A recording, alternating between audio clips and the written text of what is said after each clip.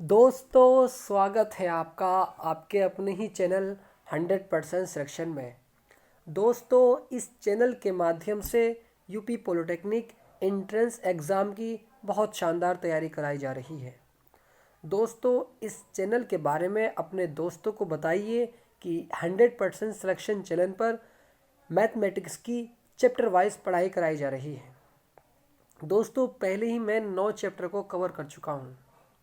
आज हम एक न्यू टॉपिक की शुरुआत कर रहे हैं, जिस टॉपिक से हर साल मैक्सिमम 3 से 4 नंबर के प्रश्न को पूछा जाता है।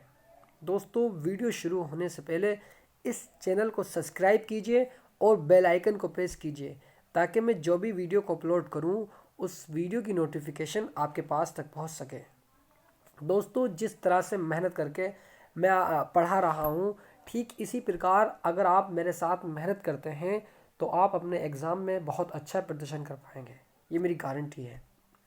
चलिए दोस्तों, वीडियो की शुरुआत बहुत ज़बरदस्त लाइन से करते हैं।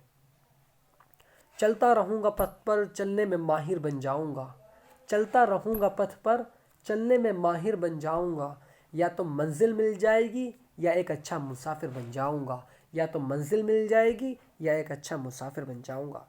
आइए दोस्तों, फटाफट अंदाज में इस वीडियो की शुरुआत करते हैं और सारे क्वेश्चंस को बिल्कुल अच्छे तरीके से सीखते हुए चलते हैं। हमारे चैप्टर का नाम प्रतिशत है, परसेंटेज। दोस्तों, बहुत ज़्यादा मोस्ट इम्पोर्टेंट क्वेश्चंस को डिज़ाइन किया गया है। जो क्वेश्चंस मैं करा रहा हूँ उन क्वेश्चन को अपनी नोटबुक में नोट करते चलिएगा, ताकि रिवीजन करने में आसानी हो। आइए क्वेश्चन पर आते हैं। और क्वेश्चन पर आने से पहले इसके जो थोड़ा सा बेसिक होता है उसको सीख लेते हैं अच्छे से। आइए दोस्तों, उसको देखते हैं ज़रा क्या कह रहा है। प्रतिशत का मतलब क्या होता है, आइए देखते हैं। दोस्तों, ये कह रहा है थोड़ा सा मैं इसको जूम कर लेता हूँ ताकि कोई भी परेशानी ना हो, ठीक है। यहाँ देखिएगा, प्रतिशत का मतलब होता क्या है एक्चुअली। प्रतिशत का मतलब होता है कि प्रतिशत का शाब्दिक अर्थ जो होता है वो प्रति सैकड़ा या शतांक या सौवा होता है, ठीक है। अब दूसरे शब्दों में कहा जा सकता है कि प्रतिशत एक भिन्न है। प्रतिशत एक भिन्न है। सर ज़रा कैसे है भिन्न, बता दीजिए। यहाँ देखिएगा बच्चे, अगर मान लेते हैं कि 7% है, 7%। ये पेन चल भी नहीं रहा है। यहाँ देखिएगा ये 7% है, ठीक है। इसका मतलब क्या है? क्या ये एक भिन्न नहीं है? क्या ये एक अंश और हर नहीं है? अरे सर बिल्कुल है। आइए देखिए किस तरह है। तो इसको हम लिख सकते हैं 7/100, ठीक है। आई होप ये बात आपको समझ आ गई होगी। भिन्न इसी को कहते हैं, यानी अंश और हर से मिला हुआ जो होता है उसको हम भिन्न कहते हैं, ठीक है। दोस्तों, थोड़ा सा इसको नीचे करता हूँ ताकि सारी चीज़ें एकदम ठीक से दिखें।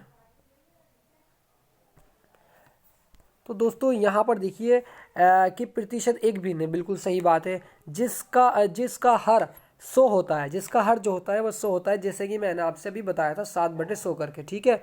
अब भिन्न का अंश प्रतिशत की दर, भिन्न का अर्थ मतलब भिन्न का जो अंश है वो प्रतिशत की दर कहलाता है। क्या सर बता दीजिए ज़रा एक दफ़े। अभी मैंने आपसे बताया था कि 7/100।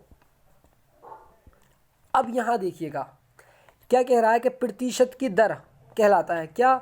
भिन्न का अंश, यानी भिन्न का जो अंश है, मान लेते हैं 7/100 एक भिन्न है, ठीक है, भिन्न ही है।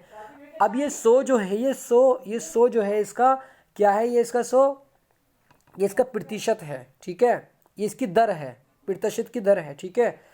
आइए नेक्स्ट स्टेप पे देखिएगा। इसे प्राय प्रतिशत चिन्ह द्वारा दर्शाया जाता है, ठीक है। अब यहाँ देखिएगा, जैसे 10% का अर्थ है 100 भाग में से 10 भाग, यानी 100 भाग में से 10 भाग, ठीक है, ठीक है जी। अब यहाँ देखिएगा, यदि कोई व्यक्ति अपनी आय का 75% खर्च करता है, अगर कोई व्यक्ति है वो अपनी आय का 75% खर्च करता है, तो इसका अर्थ है कि वह 100 में से 75 खर्च कर देता है। 75 रुपये में से 100 रुपये में से 75 रुपये खर्च कर देता है। और शेष 25 की बचत करता है। यदि किसी दूसरे व्यक्ति की आय रुपये 500 रुपये है और वह भी 75% खर्च कर देता है तो वह 500 इंटू, अगर हमें उन्होंने मतलब क्या कह रहा है कि यदि किसी दूसरी व्यक्ति की आय 500 रुपये है, अगर कोई व्यक्ति की आय जो है वो 500 रुपये है, ठीक है, और वह 75% खर्च कर देता है, तो हमें 500 का 75% निकालने के लिए 500 इंटू 75 2200 करना पड़ेगा। ये प्रतिशत में व्यक्त हो जाएगा, ठीक है। तो 375 खर्च करता है, ठीक है। अब यहाँ देखिएगा, इसका अर्थ ये नहीं है दोस्तों। 500 का देखिए यहाँ कहा गया है कि रुपीज़ 500 और 500 है और वह 75% खर्च कर देता है, मतलब 500 75/100, ठीक है, इजिकल टू 375। क्या इसका मतलब ये है? अरे सर नहीं है। यहाँ देखिएगा बच्चे कि इसका अर्थ ये नहीं है कि यह केवल ₹75 खर्च करता है, ठीक है। आई होप ये बात समझ आ रही होगी। आइए थोड़ा सा इसके इम्पोर्टेंट फैक्ट को देख लेते हैं। यहाँ देखिएगा 10.1, किसी साधारण भिन्न को प्रतिशत में बदलने के लिए दिए गए भिन्न को 100 से गुणा करके प्राप्त राशि में प्रतिशत का संकेत लगा दिया जाता है। क्या कहा गया है कि किसी साधारण भिन्न को प्रतिशत में बदलने के लिए दिए गए भिन्न को 100 से गुणा करके प्रतिशत का भाग लगा दिया जाता है। आइए देखते हैं इसको ज़रा एग्जाम्पल से समझते हैं। मान लेते हैं हमारा, चलिए 7/100 ही मान लेते हैं, इसको ही पकड़ रखा है हमने अभी तक। 7/100 है, ठीक है। ये कोई भिन्न है। अगर हमें इसको प्रतिशत में बदलना है तो हम क्या काम करते हैं कि इसकी मल्टीप्लाई हमने 100 से कर दी, इसकी मल्टीप्लाई हम 100 से कर देते हैं और प्रतिशत का चिन्ह लगा देते हैं। तो अब ये हमारी जो भिन्न हो गए, ये जो भिन्न दिए हुए थे ये हमारे प्रतिशत में चेंज हो गए, ठीक है। इसको काट देंगे, यानी इसका मतलब हो जाएगा 7%, ठीक है। आई होप ये बात आपको समझ आ रही होगी। दोस्तों यहाँ देखिएगा 10.2 में कहा गया है कि किसी प्रतिशत को भिन्न में बदलने के लिए उसे 100 से भाग दिया जाता है। भाई किसी प्रतिशत को अगर भिन्न में बदल लेंगे तो उसको 100 से भाग दिया जाता है। जैसे 7/100 है, सॉरी 7% है, ठीक है। इसका इस पूरी लाइन का मतलब ये निकलता है यहाँ तक, इजिकल टू, इसको हम भिन्न में चेंज कर सकते हैं, यानी 7/100। आई होप ये बात आपको समझ आ रही होगी। अब यहाँ देखिए, तथा प्रतिशत का संकेत प्रतिशत हटा दिया जाता है, और जो मैंने प्रतिशत लगाया था ना 7%, ये परसेंट हटा करके 1/100 कर देते हैं, ये भिन्न में चेंज हो जाता है। जैसे एक एग्जाम्पल यहाँ देखिएगा, जैसे ये A% है, इसका मतलब ये है कि A/100, ठीक है। आई होप ये बात भी समझ आ गई होगी। आइए नेक्स्ट स्टेप की तरफ चलते हैं। दोस्तों कहा गया है कि दशमलव भिन्न को प्रतिशत में बदलने के लिए सबसे पहले दशमलव भिन्न को साधारण भिन्न में बदल दिया जाता है। साधारण भिन्न को 100 से गुणा करके, आगे क्या लिखा हुआ है, 100 से गुणा करके प्राप्त राशि में प्रतिशत का संकेत लगा दिया जाता है, अर्थात साधारण भिन्न यानी A/B प्रतिशत, इसका प्रतिशत का मतलब होता है 1/100। बस ये याद रखिएगा, ठीक है। आइए दोस्तों क्वेश्चन की तरफ चलते हैं और फटाफट अंदाज में सारे क्वेश्चंस को सॉल्व करते हुए चलते हैं, ठीक है। अब यहाँ देखिएगा क्वेश्चन में कहा गया है कि यदि 4 की पावर प्रश्नवाचक चिन्ह का प्रश्नवाचक चिन्ह परसेंट इजिकल टू 51.2, तो प्रश्नवाचक चिन्ह के स्थान पर क्या आएगा, बस ये बता दीजिए। अब हमने मान लिया कि प्रतिशत इजिकल टू प्रतिशत कह रहा हूँ मैं, प्रश्नवाचक चिन्ह इजिकल टू x, ठीक है। इसको हमने x मान लिया। अब यहाँ प्रश्न अनुसार देखिए, इसको हमने x माना हुआ था ना, तो यानी 4 की पावर x इंटू x प्रतिशत इजिकल टू 51.2, ठीक है। अब यहाँ देखिएगा 4 की पावर x इंटू, अब मैंने आपसे अभी बताया था कि प्रतिशत का मतलब 1/100 होता है, यानी x/100 इजिकल टू 51.2, ठीक है। आइए नेक्स्ट स्टेप पर चलते हैं। तो 4 की पावर x, ये जो 100 था हमारा, इसकी मल्टीप्लाई हमने इस 51.2 से कर दी, यानी 4 की power x into x equal to 51.2, यहाँ से पॉइंट हटाएंगे, यहाँ 10 लग जाएगा, ठीक है। यहाँ 10 पॉइंट हटा करके 10 लग जाएगा, लगने के बाद इंटू 100 कर देंगे, क्योंकि ये वाला 100 चला जाएगा इधर। अब यहाँ से क्या होगा, इस वाले 1 0 से ये 1 0 कैंसिल हो जाएगा इसका, यानी 512 इंटू 10 हो जाएगा। क्या इस 512 को तो हमने ऐसे ही लिखा, इस 10 को हम 2 इंटू 5 लिख सकते हैं, बिल्कुल लिख सकते हैं। तो 512 इंटू 2 इंटू 5 हमने ऐसा क्यों किया, क्योंकि 512 की मल्टीप्लाई हम 2 से कर देंगे तो 1024 आ जाएगा। और जब हम 1024 के फैक्टर करेंगे, 1024 के जब हम फैक्टर करेंगे तो हमारा ये बन जाएगा 4 की पावर, हम इसको काटेंगे 4 से, 4 दूनी 8, बचा 2, 4 पंजे 20, बचा 2, 4 छंग 24, ठीक है। अब 4 से फिर कटेगा, 4 पंजे 20, 4 छंग 24, 4 चौक 16, ठीक है। अब फिर 4 से कटेगा ये, 4 एकम 4, बचा कितना 24, 4 चौक 16, 4 पंजे 20, 4 छंग 24, 4 छंग 24, फिर 4 से कटेगा ये, 4 चौक 16 और फिर 4 से कटेगा, यानी 4 एकम 4। जब तक 1 नहीं आ जाता उसको काटते रहते हैं। तो 4 इंटू 4 इंटू 4 इंटू 4 इसकी मल्टीप्लाई करेंगे तो 1024 ही आ जाएगा। और हम इसको लिख सकते हैं, इसको हम लिख सकते हैं कि 1 2 3 4 5, मतलब 4 की पावर 5, ठीक है। तो 4 की पावर 5 इंटू 5। अब यहाँ से देखिएगा, यहाँ ये वाला स्टेप देखिएगा, ये वाला, ये और ये देखिएगा। अब हमने यहाँ देखा कि इसके आधार जो हैं इसके आधार से मैच हो रहे हैं, ठीक है। तो उनकी घातों की तुलना कर देते हैं हम, यानी x = 5। बस आपका यही आंसर है दोस्तों। आई होप ये क्वेश्चन आपको बहुत अच्छे से समझ आया होगा, कुछ भी नहीं है क्वेश्चन में, बहुत इजी क्वेश्चन है। आइए नेक्स्ट क्वेश्चन की तरफ चलते हैं और इस क्वेश्चन को भी बहुत आराम से सीखते हैं दोस्तों। क्वेश्चन नंबर 2, यदि ए का वेतन, वेतन का मतलब होता है अर्निंग, मतलब कितने कमाए उसने, ठीक है। ए का वेतन बी से 25% अधिक हो, ए का वेतन जो है वो बी से 25% अधिक हो, तो बी का वेतन ए से कितने प्रतिशत कम है। यानी हमसे बी का वेतन पूछा गया है, बी का वेतन ए के वेतन से कितना प्रतिशत कम है, कितना प्रतिशत कम है। लफ्ज़ों पर ध्यान दीजिएगा, कहा गया है कि बी का वेतन तो हमसे पूछा गया है, ठीक है। बी का वेतन जो है वो ए से कितने प्रतिशत कम है, ये पूछा गया है, ठीक है। मान लेते हैं कि बी का वेतन जो है हमारा वो 100 रुपये प्रति महीने का है, ठीक है। यानी 100 रुपये 1 महीने की अर्निंग है उसकी, ठीक है। अब देखिएगा ए का वेतन जो होगा वो 125 प्रति माह होगा कि नहीं होगा, क्योंकि क्वेश्चन में यही कहा जा रहा है कि यदि ए का वेतन बी से 25% अधिक हो, बी से 25% अधिक हो, तो ए का वेतन यहाँ से 125 प्रति माह हो जाएगा, ठीक है। चूँकि अब ए का वेतन 125 है, ठीक है, ए का वेतन अभी निकाला हमने 125 है, तो बी का वेतन 25% कम है। अरे बिल्कुल कम है नहीं, इसका बी का 100 है, इसका 125 है, ठीक है। अब यहाँ देखिएगा, जब ए का वेतन 100 हो, ए का वेतन, इस ए की बात चल रही है, जब इस ए का वेतन 100 हो तो बी का वेतन 25/125 इंटू 100 कर देंगे, ठीक है। यहाँ से बी का वेतन निकल कर आ जाएगा। अरे सर कैसे निकल कर आ जाएगा, ज़रा एक दफ़े एक्सप्लेन कर दीजिए, हमें समझ नहीं आया। दोस्तों यहाँ देखिएगा कितना अधिक है इसका कितना अधिक है, 25%। बी का वेतन जो है, जब ए का वेतन 100 हो तो बी का वेतन जो होगा वो 25 कम होगा भाई, ठीक है। तो बी का वेतन 25 कम है, तो 25 बटे और कितना है, मतलब कितने में से है, ए का वेतन से है।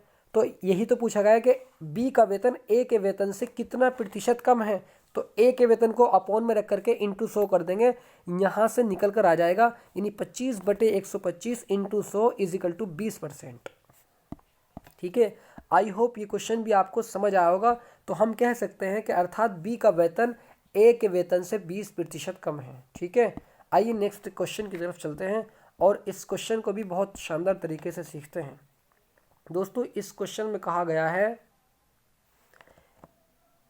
यदि ए की मासिक आय बी की आय से 20% अधिक है, ए की मासिक आय बी की आय से 20% अधिक है, बी की आय सी की आय का 30% है।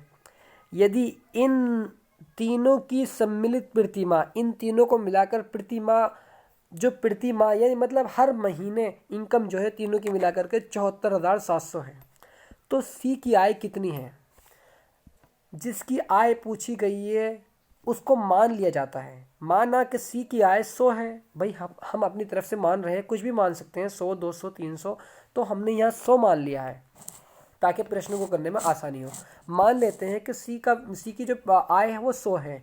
बी की मासिक आय इज इक्वल टू 100 इंटू 30/100। अब ये 30/100 कैसे आया? अरे यहाँ देखिएगा, कहा गया है कि बी की आय जो है वो सी की आय का 30% है। सी की आय का 30% है, तो बी की आय कितनी, सी की आय कितनी है? 100 है। 100 का 30% निकालेंगे तो 30 आ जाएगा। तो यहाँ से बी की मासिक आय निकल कर आ जाएगी। ठीक है, अब आइए आगे। ए की मासिक आय निकालनी है अब हमें, और क्वेश्चन में क्या कहा गया है? ए की मासिक आय निकालनी है। ए की मासिक आय बी की आय से 20% अधिक है।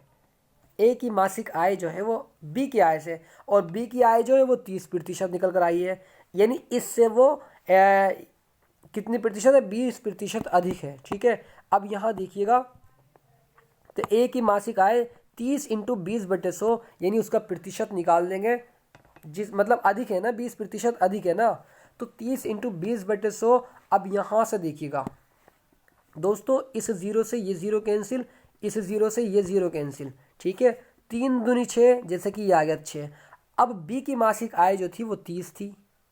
ठीक है, बी की मासिक आय को जोड़ने के पश्चात जो आया वो हमारी ए की मासिक आय आ चुकी है।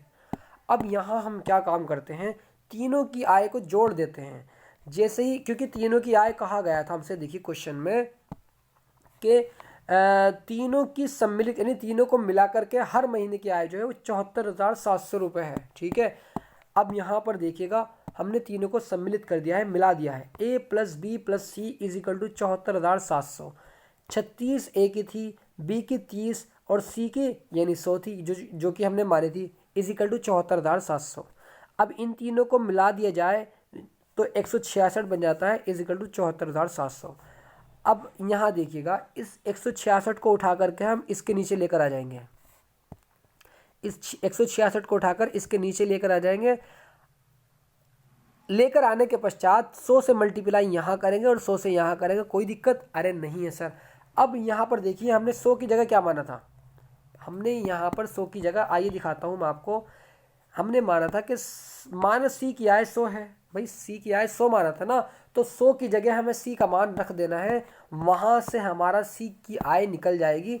यानी सी इज इक्वल टू 450, क्योंकि जब हम इस 166 से 74,700 को काटेंगे तो 450 आ जाएगा, और इंटू 100। अब इसकी मल्टीप्लाई जैसे ही करते हैं तो 45,000 इसका आंसर आ जाएगा। आई होप ये क्वेश्चन आपको समझ आया होगा। आइए नेक्स्ट क्वेश्चन की तरफ चलते हैं। दोस्तों ये क्वेश्चन भी बहुत इंपॉर्टेंट है, बहुत ज़्यादा इंपॉर्टेंट है, क्योंकि आपके एग्ज़ाम में इसी की तरह के क्वेश्चन को पूछा जाता है। यहाँ देखिए, एक कस्बे के 1000 निवासी में से 60% पुरुष हैं। मान लेते हैं कोई कस्बा है, उस कस्बे में 1000 व्यक्ति रहते हैं। ठीक है, उन 1000 व्यक्तियों में से 60% पुरुष हैं। ठीक है, हमने एक लाइन पढ़ी, आइए हम एक लाइन को पढ़ने के पश्चात क्वेश्चन करते हैं। पुरुष की संख्या इज इक्वल टू 1000 का 100% निकाला, क्योंकि कहा ही यही गया हमसे कि एक कस्बे के 1000 निवासियों में से 60% पुरुष है। तो इस 1000 का जैसे ही हम 60% निकालेंगे तो यहाँ से हमारी पुरुषों की संख्या निकल कर आ जाएगी। तो पुरुषों की संख्या यानी 1000 इंटू 60/100 कर देंगे। यहाँ से इस 2 जीरो से 2 जीरो कैंसिल हो जाएंगे, 10 की मल्टीप्लाई 60 से करेंगे तो 600, यानी 1000 में से 600 जो है वो पुरुष है। आइए नेक्स्ट लाइन पढ़ते हैं। जिनमें से 20% साक्षर हैं। अगर हम इसका 20% निकाल दें, मतलब 600 पुरुष हैं, अगर इसका हम 20% निकाल दें, क्या वहाँ से साक्षर वाले व्यक्तियों की, साक्षर वाले पुरुषों की संख्या नहीं निकल कर आ जाएगी? बिल्कुल निकल कर आएगी। आइए निकालते हैं उसको भी। तो यहाँ पर हमने ये एक स्टेप मैंने ये बाद में किया है। साक्षर पुरुष जो होगा हमें 600 का 20% निकाला, यानी 120 पुरुष जो है हमारे साक्षर हैं। ठीक है, अब एक बात और देखिएगा यहाँ पर, इसमें देखिएगा 1000 निवासियों में से 60% निकाला हमने पुरुष, क्योंकि 7% पुरुष थे, इसका 60% निकाला तो यहाँ से 600 आ गया। जब 1000 में से 600 को माइनस करेंगे तो कितना बचेगा, 400 बचेगा। इसका मतलब क्या है कि 400 महिला है। भाई 600 पुरुष होगा, 400 महिला हो गई, जाहिर सी बात है। ठीक है, अब आगे देखिएगा, हमने जिनमें से 20% साक्षर हैं इसका भी निकाल चुके हैं, 120 आ चुका है। अब आगे देखिएगा, यदि कुल 25% निवासी साक्षर हों, मतलब इन सबको मिलाकर के 25% निवासी जो हों वो साक्षर हों, पुरुषों को भी महिला को मिला करके, तो हमें क्या काम करना है, इस 1000 का 25% निकाल देना है। आइए देखते हैं किस तरह से हमने इसको करा है। तो इस 1000 का जैसे ही हम 25% निकालते हैं तो यहाँ से 250 निवासी साक्षर निकल कर आते हैं, यानी औरतें भी महिला भी और तुम्हारे पुरुष भी, दोनों ही यहाँ पर 250 निवासी साक्षर हैं, यानी पढ़े लिखे हैं। साक्षर का मतलब होता है पढ़ा लिखा। ठीक है, अब यहाँ देखिएगा महिला साक्षर हैं, जो महिला साक्षर हैं, क्योंकि हम पुरुष तो निकाल चुके हैं भाई 60%, यानी 600 पुरुष में से 20% जो है हमारे वो साक्षर हैं पुरुष, तो इसका 120 आ गया। अब इस 120 को टोटल जो निकाले हमने, यानी सब जितने भी हमारे निवासी साक्षर हैं उसका हमने प्रतिशत निकाला, क्योंकि 25% सब में से साक्षर है तो 250 निकल कर आ गया। अब जैसे ही इस 250 में से इस पुरुषों की संख्या को माइनस कर देते हैं तो क्या यहाँ से महिलाओं की साक्षर होने की संख्या ना निकल कर आ जाएगी? अरे सर बिल्कुल निकल कर आ जाएगी। तो महिला की साक्षर होने की संख्या 130 हो गई। अब यहाँ देखिए कस्बे की प्रतिशत महिला, क्योंकि क्वेश्चन में क्या कहा गया, एक दफ़े और पढ़ते हैं इसको, कि साक्षर हो तो कस्बे की कितनी प्रतिशत महिलाएं साक्षर हैं, कितनी प्रतिशत महिलाएं साक्षर हैं। तो एक दफ़े और, साक्षर हो तो कस्बे की कितनी प्रतिशत महिलाएं साक्षर हैं। ठीक है, कितनी महिलाएं पढ़ी लिखी हैं, कितनी प्रतिशत पूछ रहा है। तो क्योंकि 400 टोटल जो थी ना वो 400 महिलाएं थी, और कितनी मतलब महिला साक्षर है, कितनी महिला साक्षर है भाई 130 है। कितने में से है भाई 400 है। जितने में से होता है साक्षर उसको नीचे रखा जाता है, और जितनी है उसको ऊपर इंटू कर देंगे 100 से, यहाँ से मल्टीप्लाई करने के पश्चात यहाँ से प्रतिशत निकल कर आ जाएगा, यानी 32.5% जो है वो कस्बे में महिलाएं साक्षर हैं। आई होप आपको ये बात समझ आ रही होगी। एक बार इस क्वेश्चन को और एक्सप्लेन करता हूँ ताकि आपको और ज़्यादा अच्छे से समझ आए। यहाँ देखिएगा दोस्त, एक कस्बे में 1000 निवासी में से 60% पुरुष हैं, तो 1000 का 60% निकाला 600 आ गया। ठीक है, जब 1000 में से 600 पुरुष आ गया तो 400 महिला आ गई। ठीक है, जिनमें से 20% साक्षर हैं, यानी इन 600 में से 20% साक्षर हैं, तो 600 का 20% निकाला हमने तो यहाँ से 120 आ गया। जब 120 आ गया तो यहाँ पर एक लाइन में और कह दिया गया है कि यदि कुल 25% निवासी, यानी 1000 में से 25% निवासी साक्षर हो, यानी साक्षर हैं, तो कस्बे की कितनी महिलाएं प्रतिशत साक्षर हैं। तो यहाँ से हमने कुल का जब निकाला तो 1000 25/100, क्योंकि 1000 निवासी हैं उसका 25% निकालेंगे तो यहाँ से हमारी साक्षर होने की निवासियों की संख्या निकल कर आ जाएगी, यानी 250। अब यहाँ पर जो आई थी हमारी साक्षर पुरुषों की 120 थी, जैसे इस 250 में से 120 को माइनस करेंगे तो यहाँ से महिला साक्षर होने की निकल कर आ जाएगी, क्योंकि प्रतिशत पूछा गया है, प्रतिशत होने की। तो कस्बे की प्रतिशत महिला जो साक्षर हैं वो 400 में से ही तो हैं, तो 130/400 इंटू 100 कर देंगे, यहाँ से 32.5% निकल कर आ जाएगा। आई होप ये क्वेश्चन समझ आ गया होगा।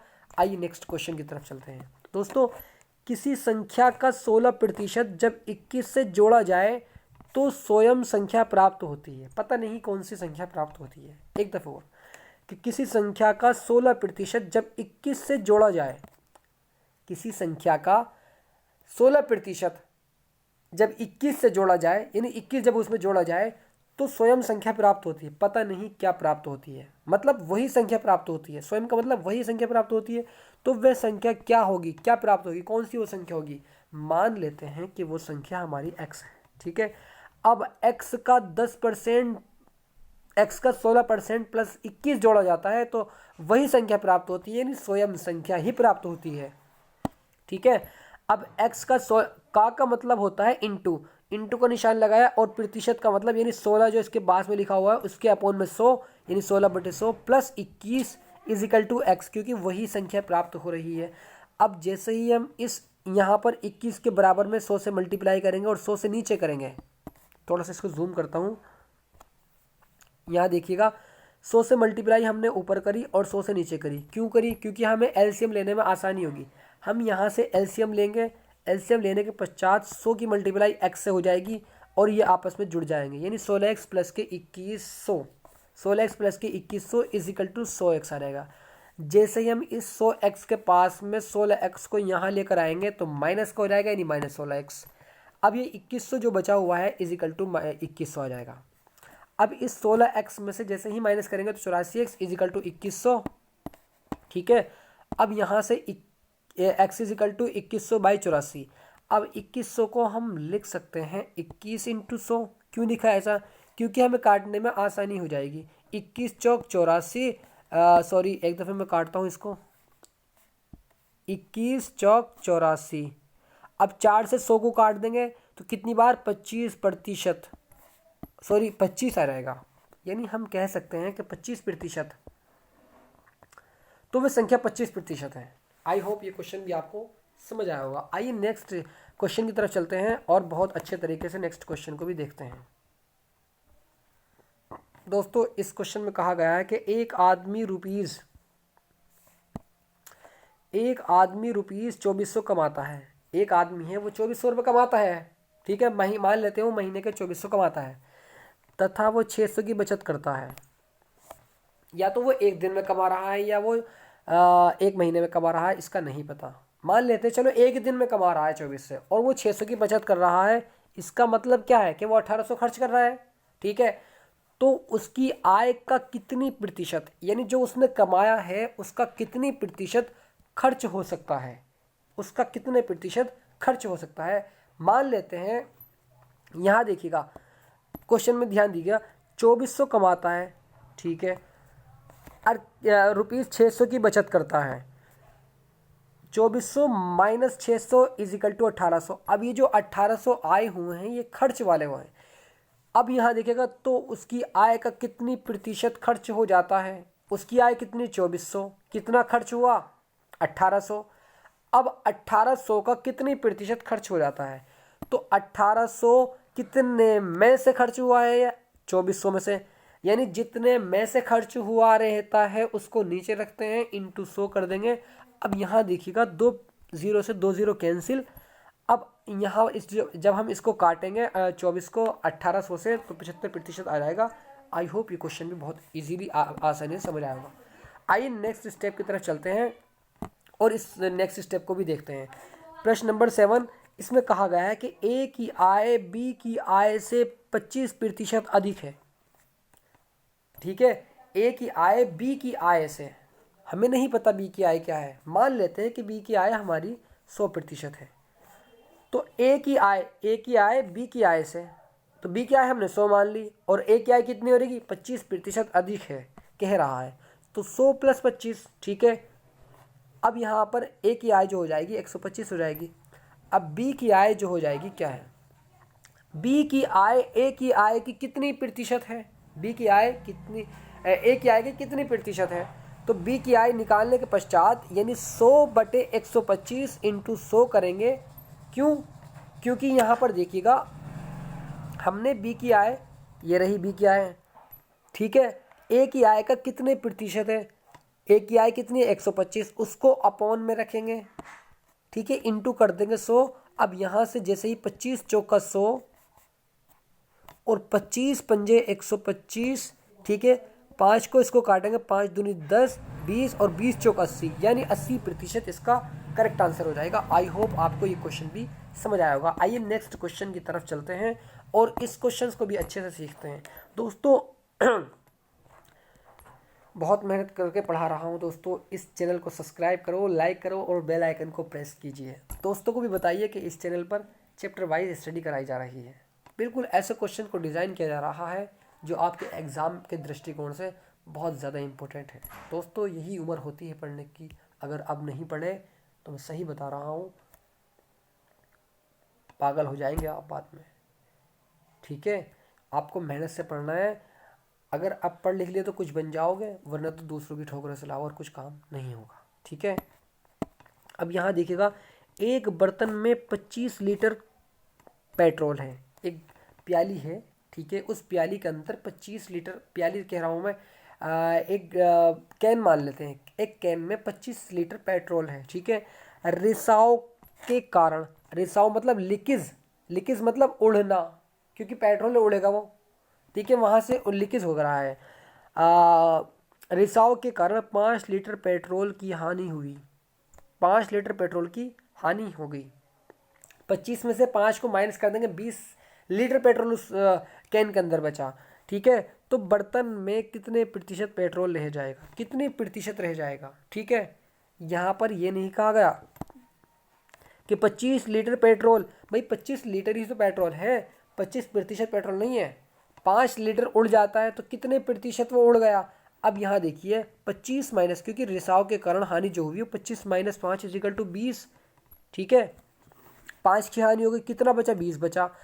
अब बर्तन में प्रतिशत पेट्रोल जो बचेगा, मतलब कितने में से उड़ा है उसको नीचे और कितना बचा है उसको ऊपर, इंटू 100 कर देंगे। यहाँ से 25 चौक 100 और 20 चौक 80, यानी 80% इसका निकल कर आंसर आ जाएगा। ठीक है, आई होप ये क्वेश्चन भी आपको समझ आया होगा। आइए नेक्स्ट क्वेश्चन की तरफ चलते हैं।